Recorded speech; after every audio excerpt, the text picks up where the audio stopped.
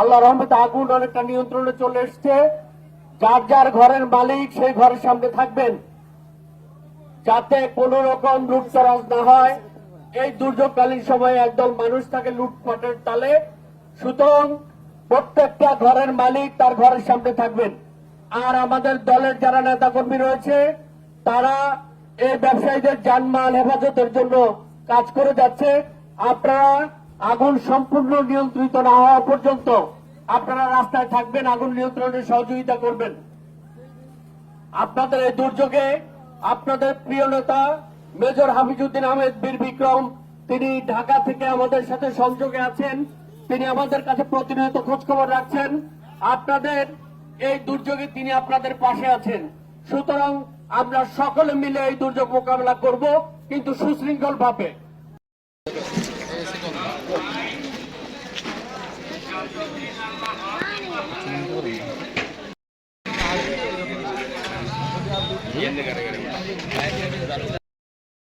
কর্মকর্তা বৃন্দ, আমাদের সদস্য সহ বাজার কমিটি নেতৃবৃন্দ, সাংবাদিক বৃন্দ, উপজেলায় স্বাগত জানাচ্ছি। স্যার আমরা সকালে এই জায়গাটা ভিজিট করি এবং ক্ষতিগ্রস্ত যারা রয়েছে তাদের তালিকা যেন এখানে উপস্থিত হয়েছে। বিষয়টি আরো একটু আগে আসতাম, কিন্তু আমাদের এই চেকটেক গুলো রেডি করতে সরকারের পক্ষ থেকে তাৎক্ষণিকভাবে আমাদের যতটুকু করার আছে তার সর্বোচ্চটুকুই আমরা করার চেষ্টা করতে আছি। তো আমরা আসলে এটা এমন একটা বিষয় যে তার লক্ষ লক্ষ টাকা হয়তো ক্ষতি হয়েছে।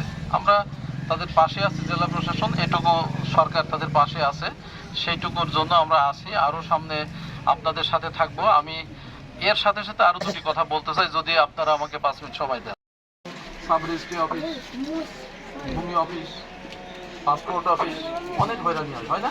ভূমি অফিসে আমার একজন মানুষ একটু জমি কিনেছে, একটু খাজনা দিবে, তো সেই খাজনা দেওয়া, জমি কিনা, তার নাম খারিজটা করা, নাম জারি করা, নাম পত্র যেটাই বলেন, সেটার সাথে হয়রান হয়, তাহলে তো আমাদের চাকরি করার দরকার নাই।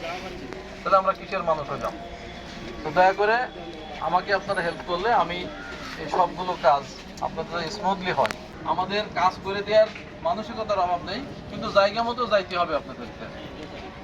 আর দালালের একটা বিষয় বলি, সকল ক্ষেত্রে দালাল ঢুকেছে। আপনারা যদি এই দালাল প্রতিহত করেন আমাদের সহজ হবে। আমরাও কিন্তু কোথাও কোনো দালালি করতে দিতে চাই না। আমি এইখানে আসছি জেলা প্রশাসন হিসেবে, আমার উপর একটা দায়িত্ব অর্পিত আছে, সেটা শুধুমাত্র সরকারের দায়িত্ব এবং সাথে সাথে একটা ইমানি দায়িত্ব আছে। আমি চেষ্টা করব আপনাদের সাথে থেকে আমরা সুন্দর একটা ভোলা তৈরি করতে, এটুকু শুধু আমি বলতে চাই। আমি কাজ করতে এসেছি, কাজ করতে চাই, আপনাদের সহযোগিতা চাই। আর একটা কথা বলবো যে আপনারা সচেতন থাকেন সবাই। আগুন লাগা, তারপরে আরো ওই যে অ্যাক্সিডেন্ট, দুর্ঘটনা, একটু আপনারা বলেন যে তোমরা বাবা গাড়িটা যদি আসতে চালাও, নসিমন করিমন 60 কিলোমিটারের চেয়ে বেশি জোরে যায়, আপনি বলেন ওর ব্রেক নেই, ও কেন যায়, ট্রাকের নিচে ঢুকে যায়, এটা তো আমরাও দায়ী আছি, তাই না? এই জন্য এইগুলো সচেতন করবেন। মুরব্বীরা যারা আছেন, ওই একটা দেখলেই আমার গাড়িরও আগে যাইতে চাই, এরকম আছে, কেমনি সম্ভব বলেন? তো আমি সকলকে বলবো যে আমরা একটা ভালো ভোলা জেলা গঠন করতে চাই, আপনাদের সেবা করতে চাই, এটুকু মানসিকতা নিয়ে এসেছি। এরপরে মাহফুজুল হক, আলম পণ্ডিত,